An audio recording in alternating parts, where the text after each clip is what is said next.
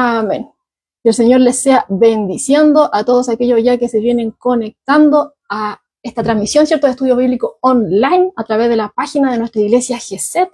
Y como les decía al principio, bueno, teniendo su cuaderno ya ahí, su lapicito, si lo tiene por costumbre, y su Biblia en mano, bueno, vamos a adentrarnos en la porción de la escritura que nos compete el día de hoy. Antes sí, quiero leer un comentario ya de MacArthur que nos habla acerca de lo que vamos a ver el día de hoy. Y dice así: este relato verdadero es más increíble que la telenovela más extraña. Se trata de una historia de infidelidad, divorcio, nuevo matrimonio, incesto, intriga política, celos, rencor, venganza, lascivia, lujuria, frialdad, crueldad, brutalidad, violencia, remordimiento impío y duelo piadoso. Pero por sobre todo, es la historia del miedo pecaminoso y del poder de tal miedo de confundir, engañar, corromper, destruir y condenar. En ninguna parte de la Biblia la verdad de que el temor del hombre pondrá lazo se ilustra con mayor intensidad que aquí. Bueno, habiendo oído, ¿cierto?, esta porción, ¿cierto?, este comentario de MacArthur, ya vamos a darle lectura, vamos a dar lectura a la porción de la escritura que nos compete el día de hoy. Así que los invito a abrir sus Biblias en Mateo capítulo 14, ¿ya? Y vamos a leer acerca de la muerte de Juan el Bautista. Mateo capítulo 14, del verso 1 al 12, dice así: en aquel tiempo, Herodes el tetrarca oyó de la fama de Jesús y dijo a sus criados: ese es Juan el Bautista, ha resucitado de los muertos y por eso actúan en él estos poderes. Porque Herodes había prendido a Juan y le había encarcelado y metido en la cárcel por causa de Herodías, mujer de Felipe, su hermano. Porque Juan le decía: no te es lícito tenerla. Y Herodes quería matarle, pero temía al pueblo porque tenían a Juan por profeta. Pero cuando se celebraba el cumpleaños de Herodes, la hija de Herodías danzó en medio y agradó a Herodes, por lo cual éste le prometió con juramento darle todo lo que pidiese. Ella, instruida primero por su madre, dijo: dame aquí en un plato la cabeza de Juan el Bautista. Entonces el rey se entristeció, pero a causa del juramento y de los que estaban con él a la mesa, mandó que se la diesen y ordenó decapitar a Juan en la cárcel. Y fue traída su cabeza en un plato y dada a la muchacha, y ella la presentó a su madre. Entonces llegaron sus discípulos y tomaron el cuerpo y lo enterraron y fueron y dieron las nuevas a Jesús. Amén. Esa es la porción de la escritura que vamos a estar viendo el día de hoy. Y bien, como ahora podemos entender por qué ese comentario de MacArthur, ¿ya? Como dice aquí, este relato verdadero es más increíble que cualquier teleserie. ¿Ya? ¿A usted le gustan las teleseries? Bueno, aquí vamos a ver algo que es real, ¿ya? Ellos actúan, ¿cierto? Pero aquí vemos algo que realmente sucedió. Es una historia donde vemos infidelidad, es una historia donde vemos un divorcio, vamos a ver un nuevo matrimonio, va a haber incesto también. Una serie, ¿cierto?, de sentimientos ahí que están en lo profundo, de rencor, de venganza. También vemos lujuria, ¿ya? Y vamos a ir viéndolo a medida que vayamos avanzando, ¿cierto?, en la exhortación de esta palabra. Vamos a ir viendo cómo se va a ir desarrollando. A aquellos que se vienen incorporando, estamos viendo la muerte de Juan el Bautista y estamos posicionados en Mateo capítulo 14, del verso 1 al 12, ¿ya? Bueno, este acontecimiento es narrado por los tres evangelistas sinópticos, ¿ya? Que son Mateo, Marcos y Lucas. Por ende, los textos paralelos, ¿cierto?, a Mateo capítulo 14 son en Marcos 6, del verso 14 al 29, y Lucas 9, del verso 7 al 9, ¿ya? Para aquellos que están anotando y quieren complementar todo esto que vamos a ir viendo el día de hoy. Bueno, hace un tiempo atrás, ¿cierto?, cuando estuvimos viendo acerca de Herodes el Grande, ¿ya?, que veíamos que este era un rey supremamente malo, ¿ya? Cuando él muere, refrescando un poco la memoria de ese estudio, veíamos que cuando él muere, los romanos, ¿cierto?, dividen su reino en 4 partes. Pero estas 4 partes en las cuales es dividido su reino, es dada a 3 de sus hijos, ¿ya? A Herodes Arquelao, a Herodes Antipas y a Herodes Filipo, ¿ya? Arquelao, ¿cierto?, gobernaba la parte sur, ¿ya? Donde está Judea y Samaria, ¿ya? En cambio, Felipe, ¿cierto?, era más al norte, donde está Traconite e Iturea.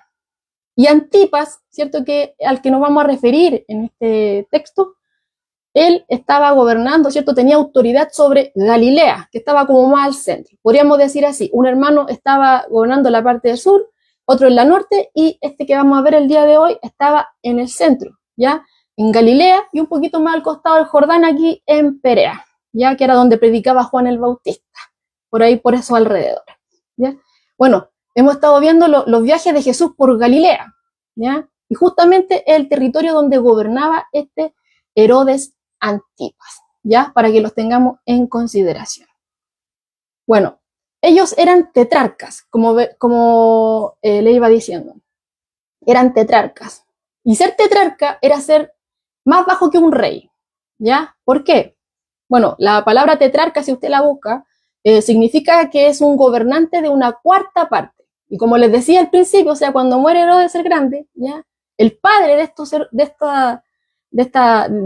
Herodes, ¿cierto? Sus hijos, su reino es dividido por 4, ¿cierto? Pero a sus 3 hijos, ¿ya? Entonces ellos son tetrarcas, ¿ya? Pues sabemos que dice ahí al principio Herodes tetrarca, ¿ya?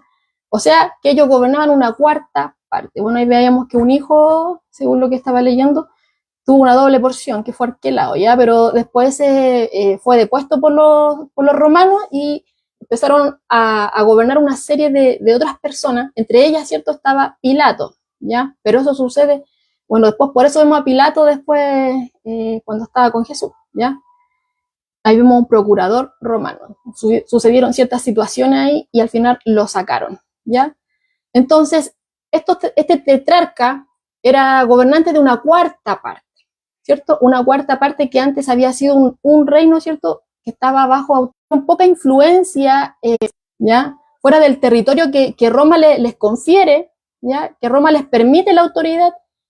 Fuera de ese territorio ellos tenían poca influencia, ¿ya? Pero dentro de sus propios territorios, del que les fue dado, ¿cierto?, a cada uno, ellos podían, ¿cierto?, mantener su autoridad y la ejercían de tal forma, hermano, que usaban fuerza militar o incluso hasta la pena capital con tal de mantener su soberanía, ¿ya? Entonces podemos decir, sí, estos descendientes de Herodes no heredaron el nivel de poder que tenía el padre, ¿ya? Herodes el grande, ¿ya? No heredaron el nivel de poder que este hombre tenía, pero sí heredaron su carácter, ¿ya? Fueron igual de inmorales y fueron igual de crueles que su padre. Por ejemplo, porque vemos en la escritura varios Herodes y podemos confundirnos pensando que es el mismo, pero no es así. Porque usted puede decir, está hablando de Herodes el Grande. ¿Quién es ese Herodes el Grande? Bueno, vamos a ir narrando algunos acontecimientos para que lo vayamos asimilando. Herodes el Grande, ¿cierto?, fue el que en ese intento de matar a Jesús, manda a matar a todos los niños menores de 2 años. Y eso lo podemos ver en Mateo capítulo 2. ¿Ya? ¿Se acuerdan la matanza de los inocentes? Cuando vienen, ¿cierto?, estos varones que venían siguiendo, ¿cierto?, la estrella que anunciaba que había nacido, ¿cierto?, el rey, ¿cierto?, el Mesías. Y él, porque él quería guardar, ¿cierto?, su reino. Entonces todo aquello que le produjera algún tipo de problema, ¿cierto?, para que él pueda seguir ejerciendo su reinado, para él era terrible. Entonces trataba de eliminar a cualquiera que fuera un peligro para su autoridad. Entonces ahí vemos que cuando dijeron rey, ¿cierto?, o algo similar, ¿cierto?, que tuviera poder, él quería ser el único. Entonces para él, para liquidar, ¿cierto?, toda esa opción, intentó matar a Jesús, ¿cierto?, cuando él ya había nacido, no estaba pequeñito, y bueno, mata finalmente a los niños menores de 2 años, obviamente a Jesús no. ¿Ya? Ahí vemos que Dios se encarga, ¿cierto?, de que los padres se movieran de ahí. ¿Ya? Entonces vemos ahí a ese Herodes el Grande, que tiene que ver con la matanza de los inocentes. Ese es Herodes el padre de estos que fueron los que quedaron de gobernantes posteriormente a él. Entonces vemos también a Herodes Antipas, ¿ya? Y es el que vamos a ver acá, que es el que asesina, ¿cierto? Manda decapitar a Juan el Bautista. Entonces recuerde, Herodes el Grande, matanza de los inocentes. Herodes Antipas, el que decapita a Juan el Bautista. Y aparece otro Herodes, ¿cierto? Que vamos a ver después, en el libro que, bueno, ya hablaron mis hermanos cuando predicaron del libro de los Hechos. Vemos a un Herodes Agripa primero, ¿ya? Porque no es el mismo Herodes Agripa, que después, tiempo más adelante, va a estar Pablo delante de él y él prácticamente le ayuda, ¿ya? Ese que dice, oh, por poco y me persuades a ser cristiano. No, ese es Herodes Agripa segundo. Este Herodes Agripa primero, ¿ya? Este era nieto de Herodes el Grande y fue el que sucede, ¿cierto?, a Herodes Filipo, ¿ya? Como estuvimos viendo al principio, que este reinado se divide en sus 3 hijos, en Antipas, ¿cierto?, Arquelao y Filipo. Ya, a este Filipo, que estaba reinando, gobernando al norte, Traconite, ¿cierto?, y Turea, a ese lo sucede, ¿cierto?, Agripa primero. Y ese que aparece en el libro de los Hechos, al que le estoy hablando yo, ese, bueno, es el que persigue a la iglesia en Jerusalén y el que también manda matar al apóstol Santiago, ¿ya? Entonces podemos ver ahí que la descendencia, sí, de este Herodes el Grande, no llega a tener el nivel de autoridad o de poder, solamente padre. No llegaron a tener ese nivel, ¿ya? No eran reyes, pero sí heredaron su carácter. Fueron totalmente inmorales y totalmente crueles, como también vamos a ir viendo a medida que vayamos viendo esta historia. Eso para que vayamos un poco de contexto, para que vayamos entendiendo, porque a lo mejor se pueden confundir algunos hermanos y decir, oh, Herodes será el mismo. No, no es el mismo. Vemos ahí Herodes el Grande, matanza de los inocentes. Herodes, ¿cierto?, Antipas, Juan el Bautista, el que vamos a ver ahora. Y Agripa, el que persigue, ¿cierto?, a la iglesia y también mata al apóstol Santiago. ¿Ya? Pero aquí como principal antagonista, ¿a quién vamos a ver? A Herodes Antipas. Este juega un papel muy clave aquí en este relato. Bueno, para saber un poco más de este Herodes, ya porque ya leímos, ¿cierto?, la porción de la escritura que nos compete el día de hoy, pero para saber un poco más de este hombre, tenemos que tener claro que este hombre se había casado con la hija, ¿cierto?, de un rey árabe, ¿ya?, con el rey Aretas. Se había casado con esta muchacha ya, y esta alianza, ¿cierto?, aseguró la paz, ¿cierto?, de su país con el lugar también de este rey árabe, ¿ya? Pero un día, ¿qué pasó? Un día, Antipas, el que se había casado con la hija de este árabe, con este rey árabe, este Antipas, ¿ya?, comenzó una relación totalmente inadecuada con la esposa de su hermanastro, ¿ya? Empieza a relacionarse de manera inadecuada con la esposa de su hermanastro, ¿ya? Aquí puede que algunos tengan algún tipo de confusión, ¿ya? Porque pensarán que al Felipe que está hablando aquí, o Filipo, ¿ya?, es el tetrarca, el que les decía al principio que gobernaba la zona norte, ¿ya?, de Traconite y Turea. No, no es el mismo, para que lo tengamos claro.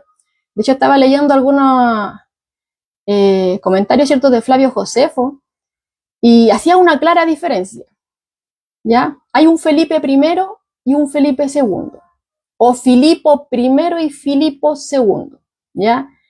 El que era esposo de Herodías, la mujer que estamos viendo aquí en el tema en cuestión, era Felipe primero, ¿ya? Este era otro hijo de Herodes el Grande.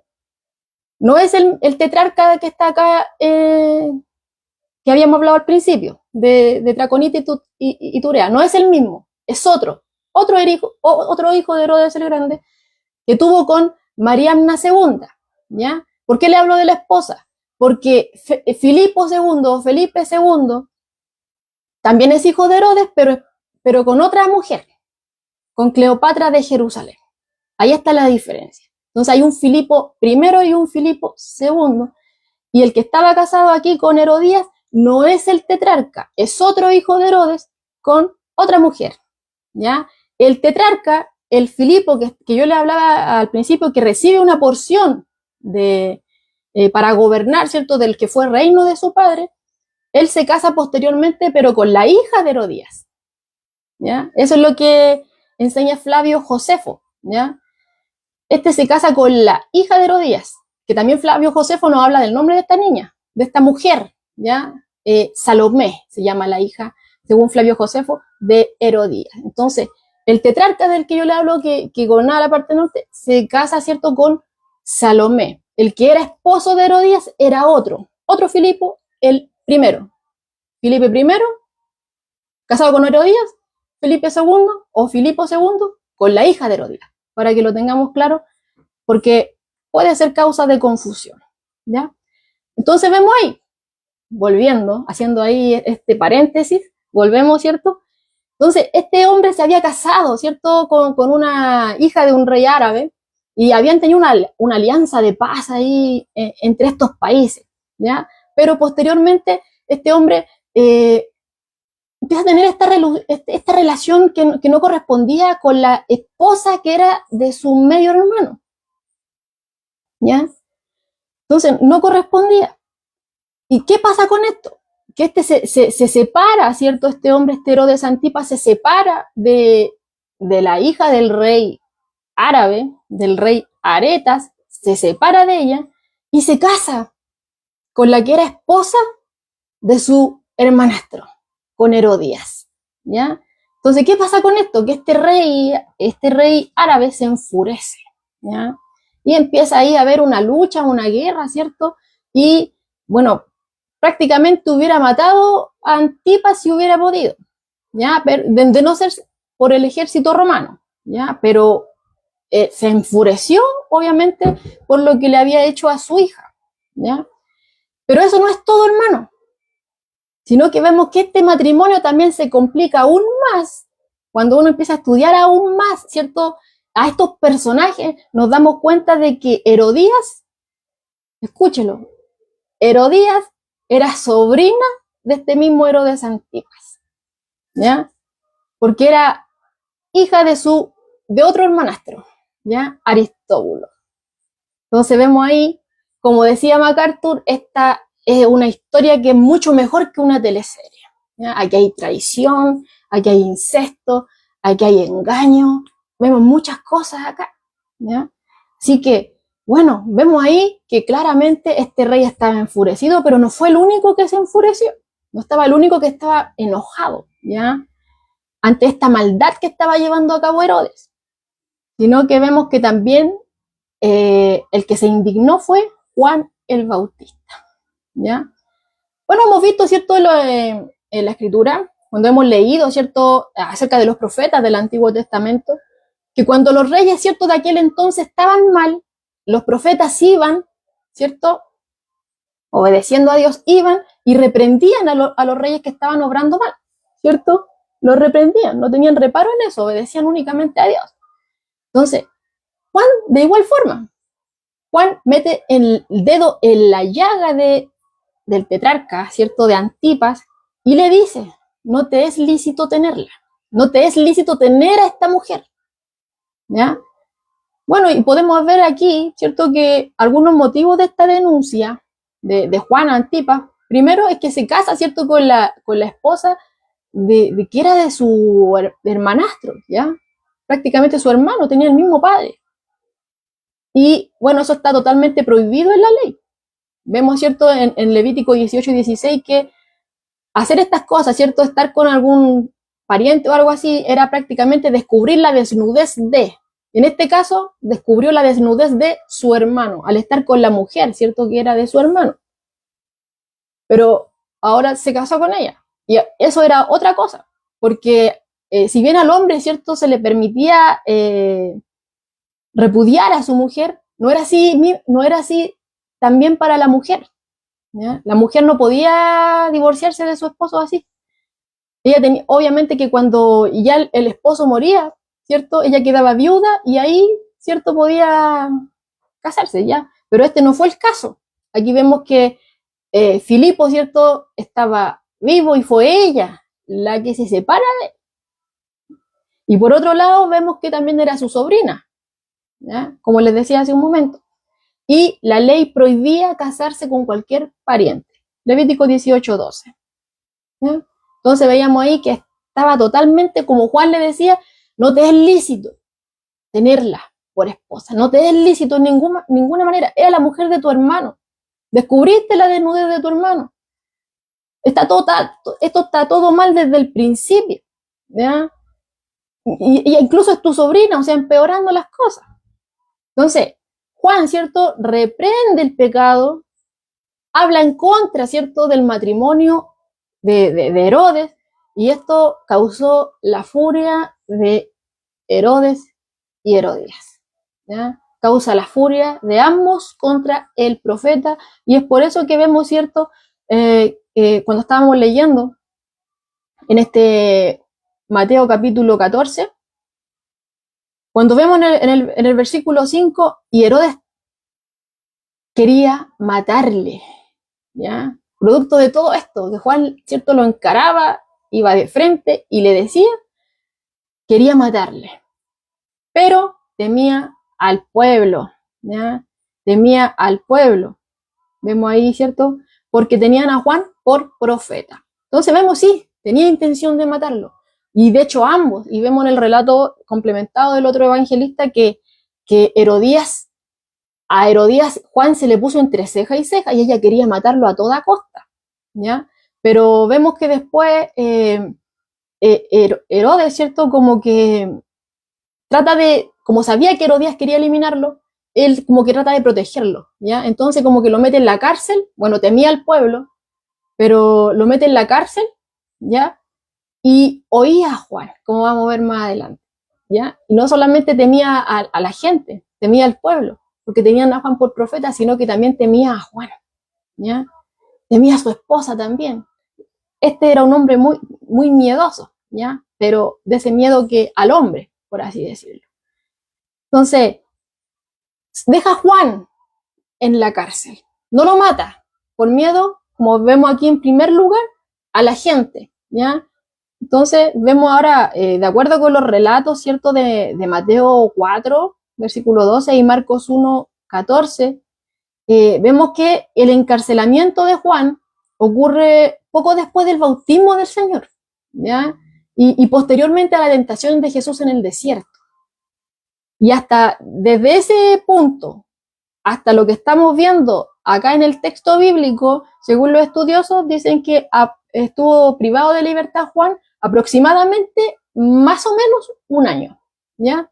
Hasta que fue ejecutado, ¿ya? Ahora, hemos visto solamente cosas trágicas, ¿cierto? Cosas que únicamente pensaríamos que suceden en las teleseries, cosas que fueron actuadas, pero aquí es algo real, ¿ya? Pero en contraste a toda esa maldad, en contraste a todo ese odio, encontramos a Juan el Bautista, ¿ya? Y podemos ver que mientras más esta maldad de esta pareja, ¿cierto?, es más oscura. Mientras más oscura es, podemos ver, ¿cierto?, que brilla Juan, ¿ya? Brilla la intrepidez y la grandeza de Juan. Por ejemplo, vamos a recordar algunos versos bíblicos que han hecho alusión, ¿cierto?, a Juan el Bautista. Por ejemplo, en Lucas 1, 15, antes de su nacimiento, recordemos que el ángel declaró que Juan, dice así la escritura, será grande delante de Dios. Eso dice, será grande delante de Dios. Y posteriormente dice, será lleno del Espíritu Santo, aún desde el vientre de su madre. Pero eso no termina ahí, sino que Jesús también habla acerca de Juan. Mateo 11, verso 11, Jesús atestigua que entre los que nacen de mujer no se ha levantado otro mayor que Juan el Bautista. ¿Ya? No se ha levantado otro mayor, dijo Jesús, entre los nacidos de mujer. Entonces podemos ver, ¿cierto?, la luz de todo esto, sí, se habla acerca de él, que tenía una misión, ¿cierto? Él iba a ser el precursor del Mesías, el que iba a llenar el camino, el que iba a preparar, ¿cierto?, todas las cosas, antes de que viniera, ¿cierto?, Cristo e iniciara su ministerio terrenal. Estaba Juan el Bautista ahí predicando, llamando al arrepentimiento del hombre. Entonces, este hombre era alguien muy dedicado, ¿cierto?, firmemente a la labor que le fue encomendada. Él tenía, ¿cierto?, en frente su misión, iba fielmente a obedecerlo. Bueno, y vemos ahí que estaba lleno del Espíritu Santo. Entonces, y vemos, ¿cierto?, por ejemplo, cuando veíamos Juan capítulo 3, vemos cuando incluso llegan algunos de sus discípulos y le dicen, oh, el que tú dijiste, ¿cierto?, ese está bautizando y hay harta gente que le está siguiendo, parafraseando. Y él le dice, o sea, es necesario que yo mengue para que él crezca. ¿Ya? Entonces podemos ver, ¿cierto?, que él estaba muy feliz de que su propia fama, de que su propia influencia, ¿cierto?, decrecieran, pero estaba muy feliz de que la de Cristo, ¿cierto?, la fama y la influencia de Cristo crecieran. ¿Ya? Entonces él estaba totalmente comprometido con la labor que le fue encomendada. ¿Ya? Y como les decía, o sea, el tema constante de la predicación de Juan era arrepentidos, ¿cierto? Porque el reino de los cielos se ha acercado. Y eso lo podemos ver en Mateo capítulo 3, versículo 2, que él hacía constantemente se llamaba al arrepentimiento, ¿sí? Un llamado a la santidad, ¿ya? Y cuando centenares, venían muchos, ¿cierto?, a oír la predicación de Juan. Venían muchos, ¿cierto? Y confesaban sus pecados, se arrepentían, ¿cierto? Porque él vino a hacer eso. Esa fue su misión y él la llevó a cabo. Y él los bautizaba como un símbolo, ¿cierto?, de ese deseo de tener un corazón limpio. Era solamente como un símbolo, por eso él estaba preparando esto, para lo que Jesús iba a hacer posteriormente en la vida del hombre, transformarlo internamente. ¿Ya? Pero vemos ahí que Juan, ¿cierto?, sí prepara este camino, confronta el pecado sin ningún tipo de temor al hombre, e hizo un llamado a la santidad, no importando quién sea. ¿Ya? Incluso lo hemos visto enfrentando a los líderes religiosos. No tenía reparo en eso. Entonces, pero a pesar, ¿cierto?, de que él hacía un llamado a la santidad, a pesar de que él confrontaba el pecado, cualquiera hubiera pensado, entonces no tenía muchos seguidores. Pero no era así.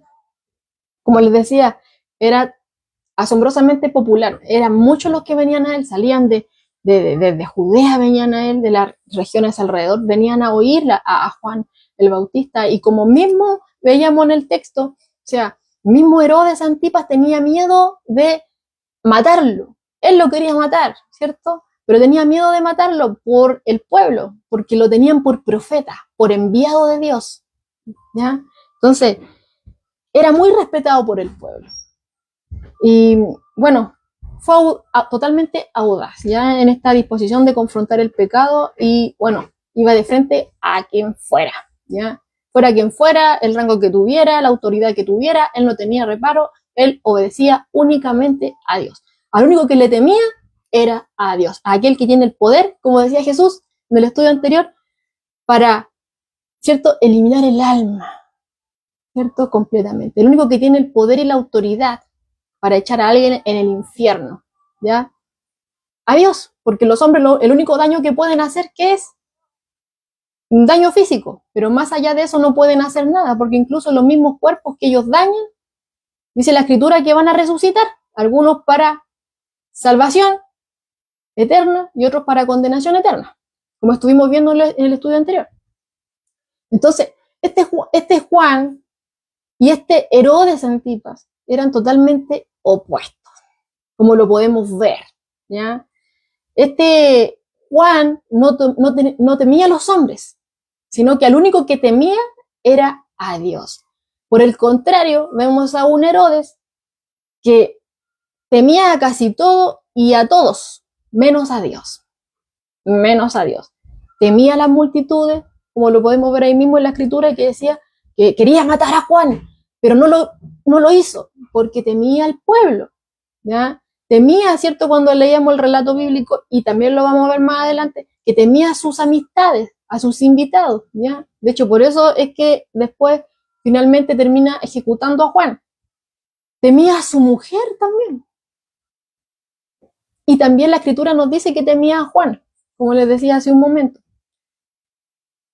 Pero ahora, si bien temía a Juan, podemos ver en la misma escritura que esos sentimientos eran como ambivalentes. ¿Por qué? Porque sí nos dice la escritura que temía a Juan, pero también dice que lo escuchaba de buena gana, que le fascinaba, ¿ya? Entonces podemos ver ahí que tenía una mezcla de sentimientos. Por ejemplo, en Marcos 6:20, el texto paralelo al que estamos viendo acá, dice: Herodes temía a Juan. O sea, ya vimos el texto que dice que temía al pueblo, hombres. Y aquí nos está diciendo que temía a Juan, otro hombre enviado por Dios, ¿ya? Temía a Juan. Sabiendo, y mire lo que dice también la escritura, dice que sabía. Dice, sabiendo que era varón justo y santo. O sea, lo reconocía, se daba cuenta, lo sabía, sabiendo que era varón justo y santo. Y le guardaba salvo. Bueno, el mismo Marcos nos dice que era porque Herodías, ¿cierto?, le acechaba, quería matarlo, eliminarlo. Pero Herodes, ¿cierto?, temía a Juan, temía al pueblo, no quería eliminarlo por eso. Ya no quería, al principio quería matarlo, pero viendo al pueblo mejor no lo quiere matar, sino que lo guarda a salvo. Pero también temía a Juan, porque sabía que era un varón justo y santo. Y dice aquí, y se quedaba muy perplejo, y le escuchaba de buena gana, le escuchaba, ¿ya? Teniéndolo ahí prisionero en la cárcel, Juan también le predicaba. Hacía un llamado constante, ¿cierto?, a este tetrarca al arrepentimiento, para que dejara su mal camino y se volviera a Dios, ¿ya? Ahora un comentario aquí de MacArthur, porque cualquiera pudiera decir, le escuchaba de buena gana, entonces el mensaje, ¿cierto?, estaba produciendo algo en Herodes. Dice aquí MacArthur: la morbosa fascinación de Herodes con Juan y con lo milagroso y sobrenatural no tenía nada que ver con la búsqueda auténtica de la verdad. Y sin duda tampoco tuvo nada que ver con la búsqueda de la salvación. Dice aquí el comentarista: se trató de la curiosidad religiosa, de la incredulidad que es impenetrable a la verdad, el amor o la gracia de Dios. En pocas palabras, era curiosidad, ¿ya? Pero podemos ver a través de este relato que a pesar de esa curiosidad que lo movía a oír a Juan, que lo oía de buena gana, ¿ya? Y también al miedo que le tenía Juan, a pesar de ese miedo que también nos dice aquí, que temía a Juan porque sabía que era un varón justo y santo, a pesar de eso, vemos que este encarcelamiento de Juan tuvo un final totalmente forzado y violento, ¿ya? Y es ahí que nos adentramos, ¿cierto?, a versículo 1, cuando Mateo nos informa, ¿cierto?, de que la fama de Jesús llega a oídos de este Herodes.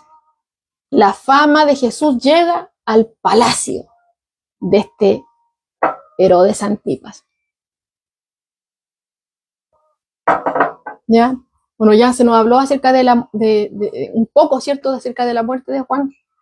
Como, no con detalle, lo vamos a ver más adelante, pero ya se nos habló de eso y ahora ya pasó un tiempo de eso. Y ahora, de este tiempo, desde que ya fue ejecutado Juan, hasta aquí, que nos está narrando aquí Mateo, pasó un tiempo. ¿Cuánto? No lo sabemos, ¿ya? Pero pasó un tiempo, y es que la fama de Jesús, ya habíamos visto que Jesús, ¿cierto?, estaba haciendo milagros. Estábamos viendo que Jesús, ¿cierto?, no había enfermedad que se le pusiera enfrente que él no pudiera sanar. Echaba fuera demonios, predicaba de una forma que nadie lo podía hacer, con tal autoridad. Envía a sus discípulos, estuvimos viendo, ¿cierto?, que él lo autoriza, les da, ¿cierto?, los equipa para también hacer lo mismo que él, echar fuera demonios, sanidades, señales, ¿cierto? Y que llevaran, ¿cierto?, el mensaje. Entonces, todas estas cosas llegaron a oídos de Herodes Antipas. Volviendo a recordar, ¿de dónde era tetrarca? Era tetrarca, o sea, tenía bajo su autoridad Galilea y Perea. ¿Y dónde Jesús estaba ministrando? Mayoritariamente en Galilea, ¿ya? Donde este hombre tenía autoridad. Entonces, escuchó mucho acerca de Jesús. Y como vemos en el versículo 2, cuando él oye, ¿cierto?, acerca de la fama de Jesús, de estas multitudes que lo seguían, de la gente que venía, las señales, los milagros y todas estas cosas, él le dice a sus criados, este es Juan el Bautista. ¿Ya? Él pensó que era Juan el Bautista que había resucitado de los muertos. ¿Ya?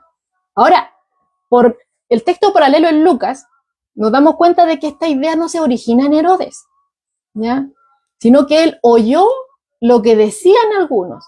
Lucas 9, versos 7 y 8 nos dice, él había oído de todas las cosas que Jesús hacía y estaba perplejo, porque decían algunos, o sea, otros eran los que decían, él escuchaba todas estas cosas y otros eran los que decían, Juan ha resucitado de los muertos, y otros, Elías ha aparecido, y otros, algún profeta de los antiguos ha resucitado. Entonces, podemos ver ahí que él llega a creer que Jesús era Juan que había resucitado de los muertos, ya, y esto a él prácticamente es como que le remece el piso. Entonces él nos dice aquí en el verso 9, de este mismo Lucas 9, que él dice, a Juan yo le hice decapitar, a Juan yo le hice decapitar. ¿Quién es este, pues, de quien oigo tales cosas? Entonces podemos ver ahí a un hombre que estaba totalmente aterrorizado. Vemos a un hombre que tenía una mente llena de culpa. Podríamos decirlo así como dice Pablo Job. Y sí, logra callar la voz del profeta, pero no logra callar la voz de su conciencia. Entonces, tenía la mente llena de culpa. Y entonces había decidido, de todas las cosas que había oído, que Jesús era Juan el Bautista que había resucitado de los muertos y en pocas palabras venía a buscar venganza. ¿Ya? Estaba atormentado, estaba lleno de terror, superstición, ¿ya? ¿Por qué? Sí, lo encarceló aproximadamente un año, aún así, sabiendo que era un varón justo y santo, lo encarceló aproximadamente un año y finalmente termina decapitándolo de manera brutal, ¿ya? Ahora, si podemos hacer un tipo de comparación, hermano. No sé si le recuerda algo Herodes y Herodías, ¿cierto? Este matrimonio malvado, ¿cierto? Se compara, lo podemos comparar, ¿cierto?, con unos personajes del Antiguo Testamento. No sé si usted se acuerda de Jezabel y Acab, ¿ya? Bueno, Antipas, al igual que el rey Acab, ¿cierto?, eran egoístas, débiles de carácter y dominados por su esposa. Y aquí podemos ver, ¿cierto?, que Antipas también era dominado por su esposa, ¿ya? De hecho, por causa de ella fue que Juan terminó en la cárcel. Entonces vemos ahí, sí, tiene mucha similitud Antipas con el rey Acab del Antiguo Testamento, ¿ya? Pero por otro lado también podemos ver una similitud entre Herodías y Jezabel, ¿ya? ¿Por qué? Porque esta Herodías, que era su esposa, que antes había sido esposa de su medio hermano, es una de las mujeres más malvadas y perversas que se encuentran en la Escritura, ¿ya? Y podríamos decir incluso que Jezabel la puede superar, ¿ya? Solamente Jezabel la puede superar, ¿ya?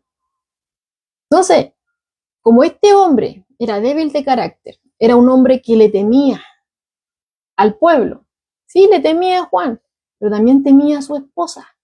Era un hombre, ¿cierto?, que era dominado por su esposa. No pasó mucho tiempo para que él fuera, ¿cierto?, manipulado por ella. No pasó mucho tiempo. De hecho, como les decía hace un momento, o sea, el texto paralelo habla de que esta mujer estaba constantemente acechando a Juan. Ella quería eliminarlo a costa de todo, quería callar su boca, ¿ya? Entonces, ante el primer reproche acerca de Juan, ¿ya? Ella había estado maquinando cómo deshacerse del profeta, ¿ya? Ella había estado buscando la manera, ¿ya? El momento oportuno, el momento correcto para poder hacerlo. ¿Por qué? Porque ella quería callar de alguna forma la boca del profeta, ¿ya? Ella quería callar de alguna forma la boca del profeta. Las palabras que Juan le exhortaba a ella la enfurecían, ¿cierto? Y es así, lo mismo que hablábamos, ¿cierto?, el otro día, con respecto a las personas, ¿cierto? Cuando se les predica la palabra modificada. Cuando usted le habla a alguien de bendiciones, usted le habla a alguien de prosperidad, cosas por el estilo, a la gente no le molesta, ¿ya? Pero cuando uno predica el mensaje completo, cuando decimos, ¿cierto?, que de tal manera Dios amó al mundo, que por eso, envió a Jesucristo, a su Hijo unigénito, para que todo aquel que en Él cree no se pierda. Pero el que rehúsa creer en el Hijo no verá la vida, sino que la ira de Dios está sobre él, ¿ya? La Escritura es clara en ese aspecto. Entonces, la gente no tiene ningún problema cuando uno les predica algo que a ellos les gusta, pero cuando se enseña lo que realmente la Escritura dice, lo que Dios realmente quiere que nosotros enseñemos, se molestan. Aunque nosotros no usemos ninguna palabra para atacarlos, pero tan solo con predicar la palabra tal cual como está, como nos fue encomendada, se van a molestar. ¿Por qué? Porque la palabra nos muestra una y otra vez que somos pecadores. La Escritura dice que todos somos pecadores, que no hay ninguno bueno, ¿ya? Entonces, a la gente no le gusta oír que es pecadora. A la gente no le gusta oír que es un rebelde, que está en rebelión con su creador. No le gusta oír de que como es pecador, si no se arrepiente, no le gusta oír que si no se arrepiente, va a ir a la condenación eterna. No le gusta oír eso, ¿ya? ¿Por qué? Porque le gustan más las tinieblas que la luz. No vienen a la luz, no vienen a la luz, ¿ya? Sino que se ocultan por ahí en la oscuridad, porque la luz, ¿cierto?, alumbra todas sus falencias, ¿ya? Les muestra todos sus errores, sus equivocaciones, lo que realmente son, no lo que ellos piensan que son, sino que Dios es un Dios 3 veces santo, un Dios que inclina su oído y que envió a su Hijo y dio la forma para que no perecieran, ¿ya? Entonces, ellos cierran sus oídos a toda la verdad de la Escritura. No les gusta oír, no les gusta ver, no querían, ¿ya? Y aquí podemos ver el ejemplo en esta pareja, ¿cierto? Específicamente ahora hablando de esta mujer que estaba furia, ¿cierto? Ella acechaba de tal forma a Juan, quería matarle, quería callarle, no soportaba sus palabras, no soportaba la exhortación de la palabra, ese llamado al arrepentimiento, de que le diga que estaba mal, que se arrepienta, que se vuelva a Dios, o si no va a haber condenación. No quería oírlo, ¿ya? Entonces la única forma que ella tenía en su mente finita de poder tener una solución al problema era quitando al profeta que para ella era un entrometido del medio, ¿ya? Así que estaba esperando ese momento oportuno para poder deshacerse de él. Y es así como vemos en la Escritura que aparece justo un motivo de una celebración de un cumpleaños, ¿ya? Vemos que en el versículo 6, ¿ya? Dice, pero cuando se celebraba el cumpleaños de Herodes, la hija de Herodías danzó en medio y agradó a Herodes. Entonces vemos que aparece la oportunidad que ella estaba esperando. Aparece esta oportunidad que quizás cuánto tiempo estuvo esperando. ¿Ya? Podríamos tomar ese tiempo, como dicen, desde el encarcelamiento de Juan, posteriormente al bautismo y tentación de Jesús, hasta el momento en que fue ejecutado, podríamos, como dicen que aproximadamente un año, podríamos decir, ya estuvo un año ella aproximadamente esperando este momento. Imagínense, día a día con ese resentimiento, con ese odio que no la dejaba vivir, ¿ya? Pero aparece esa oportunidad. Y vemos ahí, ¿cierto? Que con motivo de una celebración de cumpleaños, ¿cierto? Un gran banquete, vemos que la hija de esta mujer baila delante del tetrarca y de todos sus oficiales, todos los que estaban invitados y que por lógica estaban ebrios, porque los cumpleaños, ¿cierto? De aquel entonces no eran como los cumpleaños que nosotros podemos tener en nuestros hogares, que son como familiares, algo como tranquilos, no. Dice MacArthur, incluso habla de los cumpleaños, cómo eran para los judíos. Por ejemplo, aquí MacArthur dice, los judíos veían las fiestas de cumpleaños como celebraciones paganas, ¿ya? Que por lo general evitaban. Sin embargo, los romanos consideraban tales fiestas de cumpleaños como excusas para tener juergas desenfrenadas, a menudo caracterizadas por excesos, glotonería, borrachera y desviaciones sexuales. Eso fue seguramente lo que sucedió en la fiesta orgiástica a la que Herodes invitó a los nobles, la élite política de Galilea. Sus invitados a la cena, limitada solo a hombres, incluían los individuos más poderosos, desde recaudadores de impuestos de nivel superior hasta comandantes militares de alto rango, y aquellos a quienes Marcos 3:6 identifica como herodianos, entre paréntesis, partidarios de Herodes y de los romanos. La fiesta misma fue una aventura lujuriosa, como lo evidencia el entretenimiento erótico que divirtió a los asistentes. Entonces, esta muchacha no fue que hizo un baile así nomás, sino que esto tiene una connotación erótica, para que lo vayamos entendiendo. Entonces, esta muchacha baila delante, hace esta danza erótica delante de todos estos hombres, delante de su padrastro, ¿ya? Y de todos los oficiales que él tenía ahí, que había invitado, como veíamos ahí, desde recaudadores de impuestos hasta comandantes militares, ella hace esta danza erótica, ¿ya? Bueno, volviendo a lo que había dicho hace un momento, por Flavio Josefo podemos darnos cuenta de que esta niña, esta hija de Herodías, mejor dicho, era Salomé. Ese era el nombre de esta muchacha, ¿ya? Cuyo padre, vuelvo a reiterar, era Felipe I, ¿ya? Ese fue el primer esposo de su madre y medio hermano también de Herodes, volviendo a recalcar lo que habíamos dicho anteriormente, ¿ya? Entonces, ella hace este baile erótico delante de todos estos hombres, ¿ya? Y vemos, ¿cierto?, que a este rey borracho no le importó que fuera su hijastra, no le importó, ¿ya? Sino que ahí vemos que le agradó, ¿ya? Le agradó la danza de su hijastra y le agradó de tal forma todo este baile erótico, produjo en él algo, y él entonces hace un juramento y le dice que pidiera lo que quisiera.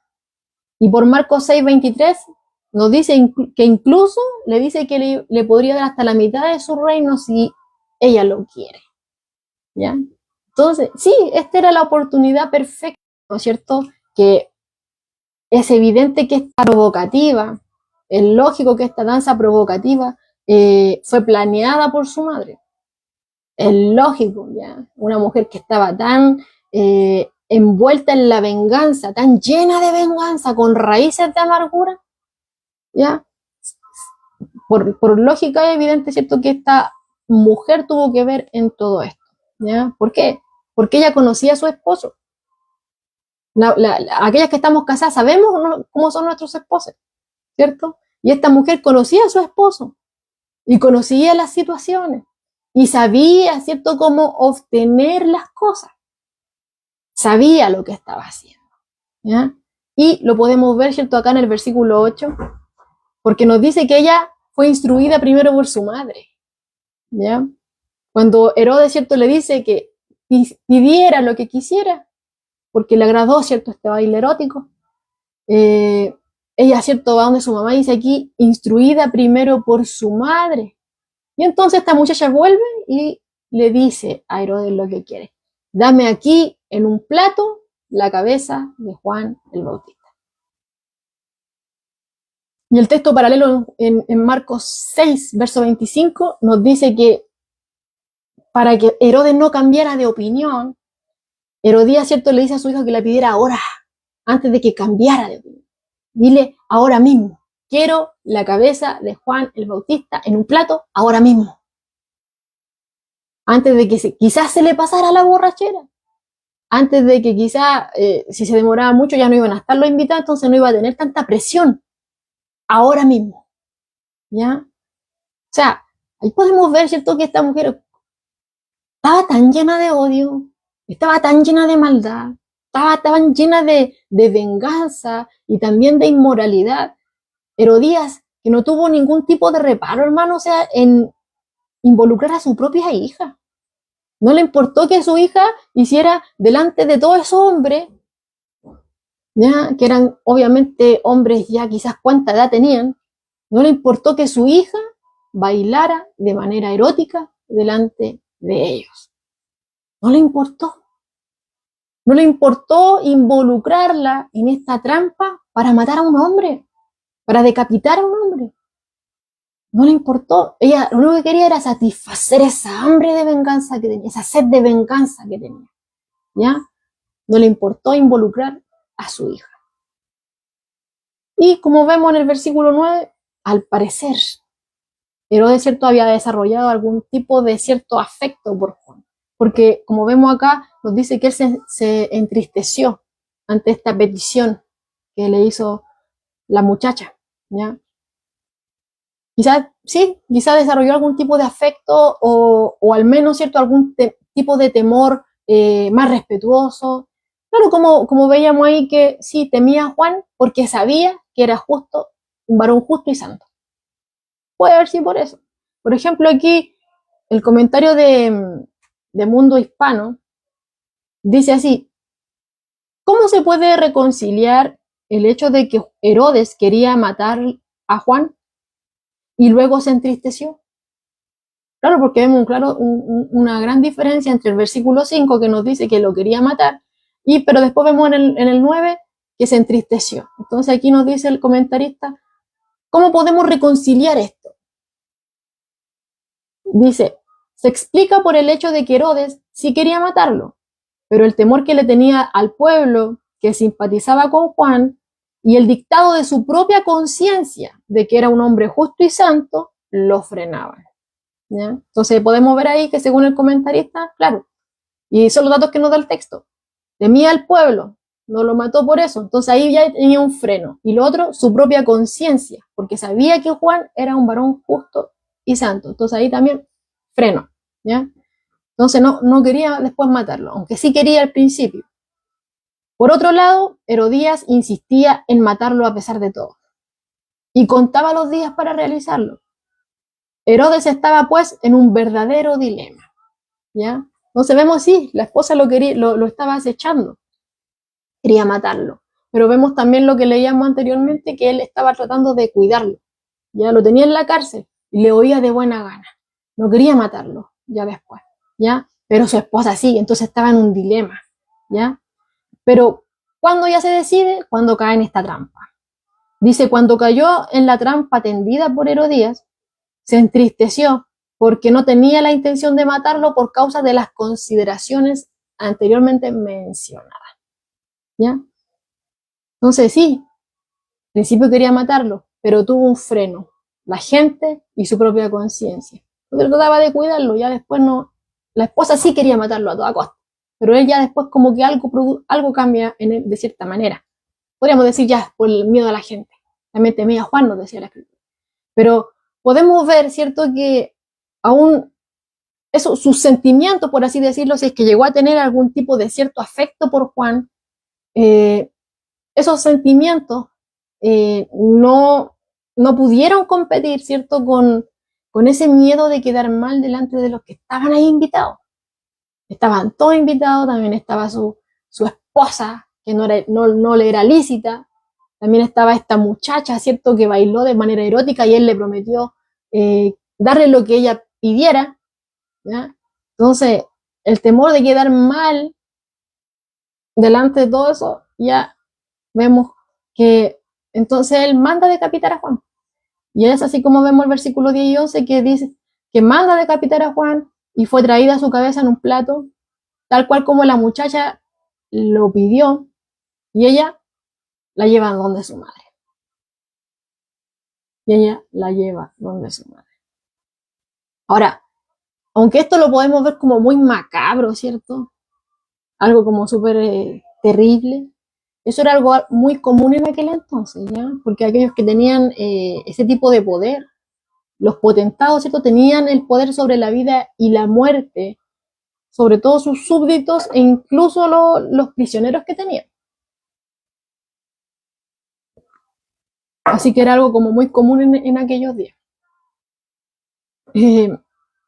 Pero a pesar de todo esto, lo que hemos visto, todo esto que es macabro, todo esto que vemos que odio, venganza, cosas por el estilo, y claro, Juan termina decapitado, vemos en el versículo 12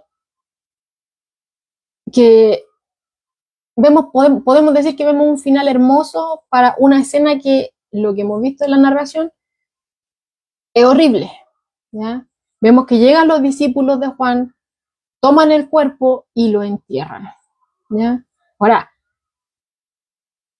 ni siquiera podemos imaginar lo terrible que tiene que haber sido para ellos encontrar únicamente el cuerpo de quién fue su maestro, ¿ya?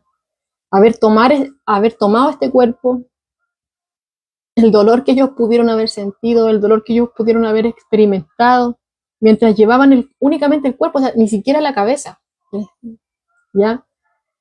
De aquel que amaban, de aquel que había estado tanto tiempo con ellos, ¿ya? Y que ellos lo habían seguido fielmente. O sea, Juan había sido el maestro para ellos, ese maestro que Dios le había enviado, y Dios había usado la predicación de Juan para que ellos se arrepintieran, para convencerles de pecado, ¿cierto? En sus corazones y llevarlo al arrepentimiento.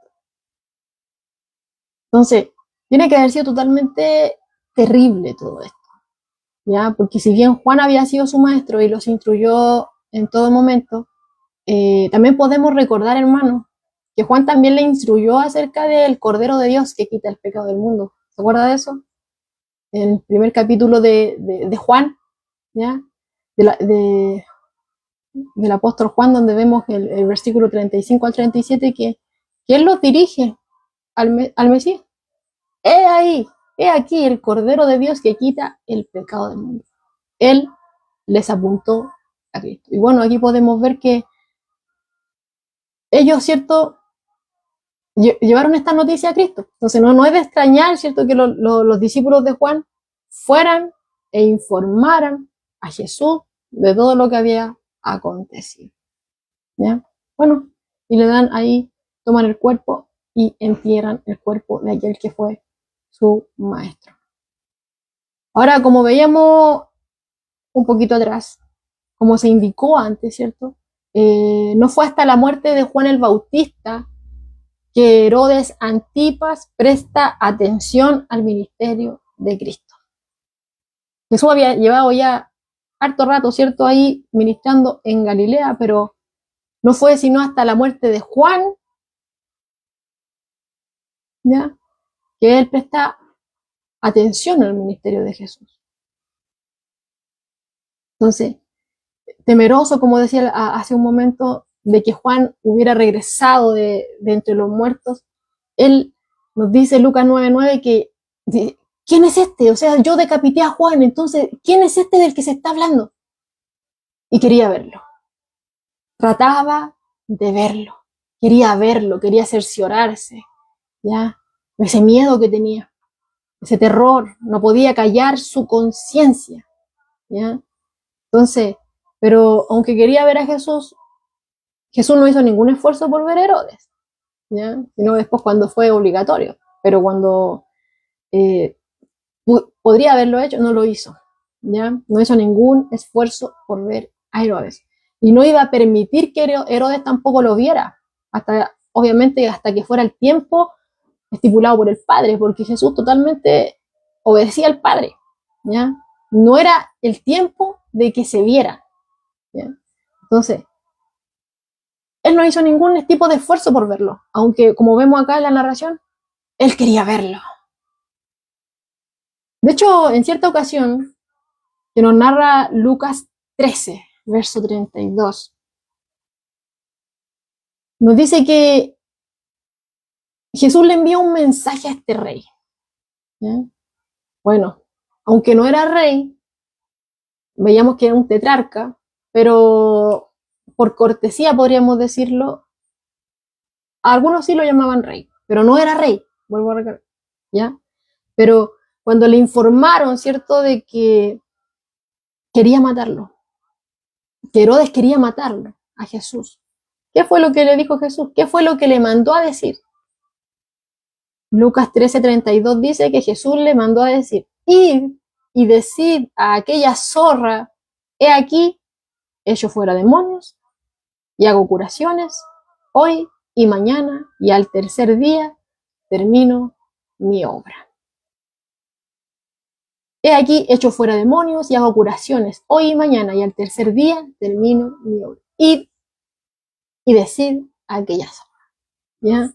Entonces, vemos que Jesús se dedicó totalmente a su obra y dejó, ¿cierto?, a este tetrarca, o como algunos judíos le llamaban por cierto respeto, ¿cierto?, como les decía, rey, ¿cierto? Lo dejó solo con su miedo, ya lo dejó ahí con su pecado, ¿cierto?, imparable, estando casado con una mujer que le era ilícita, lo dejó, ¿cierto?, en su desenfreno, y obviamente también lo dejó en su destino, porque él obviamente había tomado su camino, y ese camino que había tomado era un camino que llevaba a la condenación, ¿ya?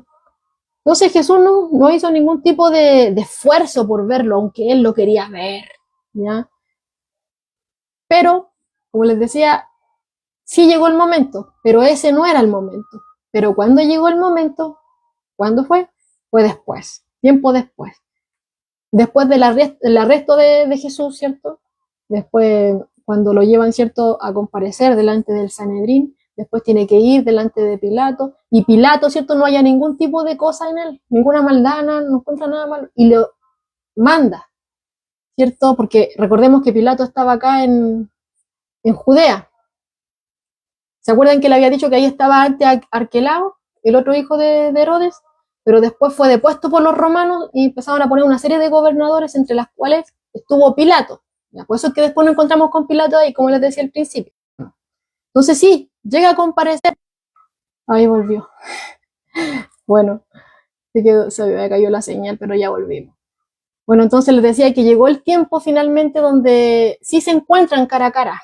Ya este Herodes Antipas, que quería ver a Jesús, pero todavía no era el tiempo, pero llegó el tiempo, y que fue posteriormente cuando ya Jesús era, antes de que fuera crucificado, ¿ya? ¿Y qué pasa con este encuentro? ¿Qué pasó con este encuentro? De este hombre que tanto quería ver a Jesús, pero después veíamos que le había mandado a decir que lo iba a matar, ¿ya? ¿Qué pasó con él? ¿Qué pasa con esto? Lucas nos narra, ¿cierto? Lucas 23, versos 8, 9 y 11, nos dice: Herodes, viendo a Jesús, se alegró mucho, ¿ya? Era como raro, porque imagínense, es como, sí, lo quería ver, que temía a Juan el Bautista, quizás Juan volvió de la muerte y viene por venganza, quiero ver a ese Jesús. Pero después veíamos, ¿cierto?, que manda a decir que le va a matar, que se vaya, que lo va a matar. Y Jesús les dice: id y decir a aquella zorra, hoy hago milagros, echo fuera demonios y voy a hacerlo, ¿ya? Y no hizo ningún intento por ver a este rey, o a este tetrarca, mejor dicho, ¿ya? Pero vemos acá que se alegra, como que quería verlo, después lo quería matar y ahora estaba feliz. Se alegra mucho, dice aquí Lucas. Dice: Herodes, viendo a Jesús, se alegró mucho, porque hacía tiempo que deseaba verle, porque había oído muchas cosas acerca de él y esperaba verle hacer alguna señal. y le hacía muchas preguntas, pero él, o sea, Jesús, nada le respondió. Entonces Herodes con sus soldados le menospreció y escarneció, y vistiéndole de una ropa espléndida, volvió a enviarle a Pilato. Bueno, ahí podemos ver que el temor, ¿cierto?, que tenía acerca de que Jesús fuera Juan el Bautista, quizá aquí ya quedó nulo, ¿ya? Por lógica podemos decir que quedó aliviado, que ese Jesús no era Juan el Bautista, que había resucitado. No, no era Juan el Bautista, de hecho era mucho más que Juan el Bautista, el mismo Hijo de Dios, pero a los ojos de Herodes, este que tanto quería ver, ¿cierto?, le pareció mucho menos que Juan el Bautista. Le pareció tan poco que para él no era más que una novedad, y como vemos acá, se burló de él.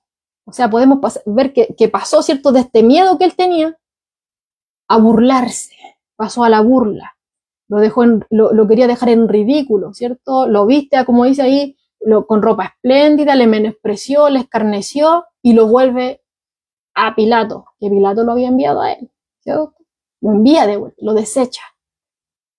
Entonces, sí, a la luz de todo esto podemos ver, hermanos, que Herodes pretendía gobernar sobre los demás.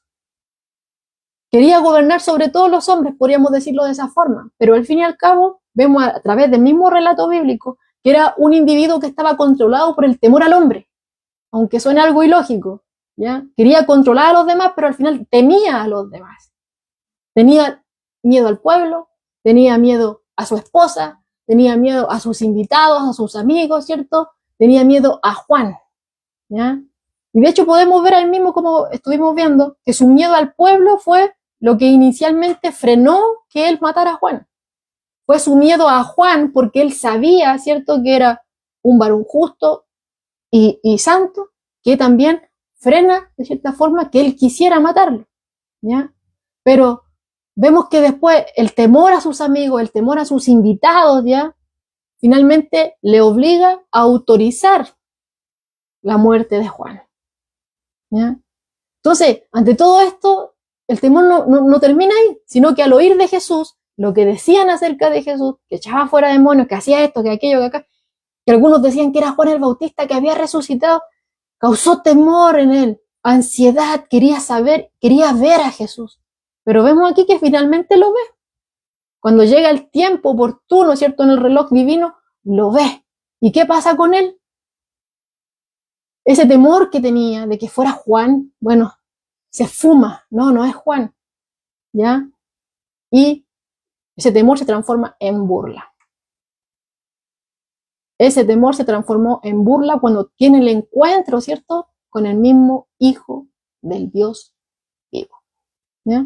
Entonces, Herodes temía a todo el mundo, menos a Dios. Temía a todo el mundo, menos al Señor. Y como resultado de todo esto, ¿qué pasó? Bueno, por lógica, como la misma escritura nos enseña, para todo aquel que rechaza, ¿cierto?, la gracia de Dios, es la perdición.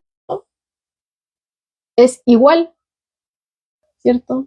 Es igual a condenar su alma para siempre. En cambio, sí, vemos que Juan, ¿cierto?, dio hasta lo último de su vida. Podemos claramente estar convencidos, ¿cierto?, de que con tan solamente ese golpe del verdugo, con esa espada, ¿cierto?, en el cuello de Juan el Bautista, tan solamente con ese golpe, él entró, ¿cierto?, al reposo eterno. Fue a recibir, ¿cierto?, esa recompensa por su fidelidad a Dios, ¿cierto?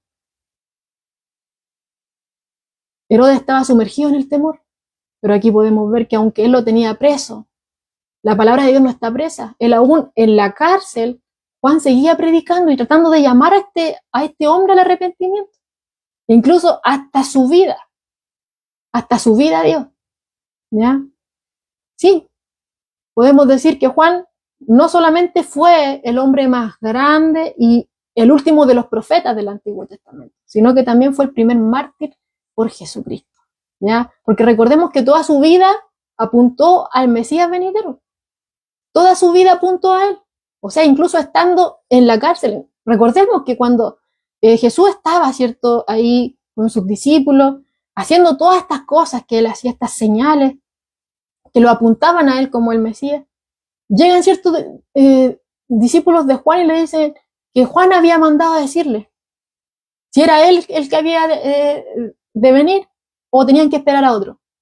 Y Jesús empieza a hacer los milagros, ¿cierto? Empieza a dar vista a los ciegos y así, oído a los sordos, el cojo fue sanado, los muertos resucitados, cosas que ya habían estado profetizadas. Y entonces les dijo, ya, todo esto que vieron, vayan y díganselo a Juan.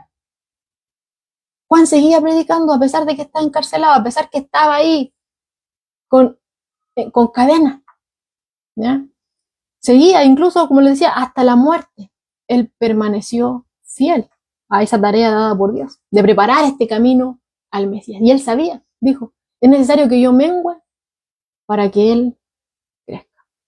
Pero como hemos hablado, ¿cierto?, en los otros estudios, este martirio, ¿cierto?, del precursor del Mesías era algo, era un presagio, por así decirlo, ¿ya? Porque Jesús ya lo había enseñado antes. ¿Se acuerdan lo que estuvimos viendo? Jesús había estado hablando de que a ellos, a los discípulos, los iba a preparar, los iba a equipar para que hicieran milagros, prodigios, señales, ¿cierto? Llevaran el mensaje, pero que no esperaran que los recibieran con los brazos abiertos. Iba a haber oposición, los iban a perseguir, iba a haber una persecución incluso dentro del núcleo familiar. Iba a haber incluso una persecución de parte del gobierno, ¿ya? Y que finalmente el origen de todo este tipo de persecuciones del mundo en general era por causa de su nombre. Querer, ¿cierto?, ahí persuadir a... No, Jesús siempre les dijo todo, ¿ya?, lo que era necesario que ellos supieran. Pero también les dijo, sí, van a ver todas esas cosas, pero ¿saben qué? No tienen que temer al hombre. Mateo 10:28, que estuvimos viendo, Mateo 10, cuando decía, no temáis a los que matan al cuerpo, mas el alma no pueden matar, más temer a aquel que puede destruir el alma y el cuerpo en el infierno. A ese temer. Juan el Bautista no temía a los hombres. Y aquí podemos ver que esto se cumple, sí. Pudieron, ¿cierto?, quitarle la vida, pero como veíamos ahí, tan solo con el corte de su cabeza, el próximo en morir, ¿quién iba a ser? Mismo Mesías, ¿ya? El mismo Mesías es el que iba a morir en la cruz. El próximo en morir iba a ser Jesús. Y todos los demás, no solamente él. Incluso Matías, que fue el que reemplazó a Judas. Porque recordemos que Judas después se quita la vida. Y son 12 los apóstoles. Entonces faltaba uno. Y recordemos que en Hechos nos habla que el sucesor, el reemplazo de ese lugar que dejó Judas fue Matías. Incluso todos ellos tuvieron que padecer hasta el martirio, excepto Juan, que se nos dice que murió en el exilio, ¿ya? Pero se cree, ¿cierto?, que todos padecieron en el de martirio, ¿ya? Entonces, sí, el Señor nos ha dicho, ¿cierto?, nos ha ocultado, hay un precio que pagar, pero nada es en vano. Y de hecho lo dice en Juan 16:33. Estas cosas os he hablado, todo lo que hemos visto, todo esto que yo les he hablado, para que en mí tengáis paz. En el mundo tendréis aflicción, pero confiad, porque yo he vencido al mundo. Así nos alienta el Señor. En ese intervalo entre su primera venida hasta que Él vuelva, en este intervalo van a suceder muchas cosas. Van a haber un remanente que sí va a recibir la palabra, por eso es necesario que se vaya a predicar, ¿ya? Pero también va a haber mucha oposición, pero eso no tiene que ser un motivo para que frenemos. No tenemos que temer, nos dice el Señor. Únicamente a Dios, ese temor reverencial, de que Él todo lo tiene sobre su control. Él es soberano sobre todas las cosas. No hay nadie que doble su brazo. Esa paz que no es como el mundo la da, como nos enseñaba nuestro hermano Matías, sino que es una paz diferente. Es un reposo en Dios.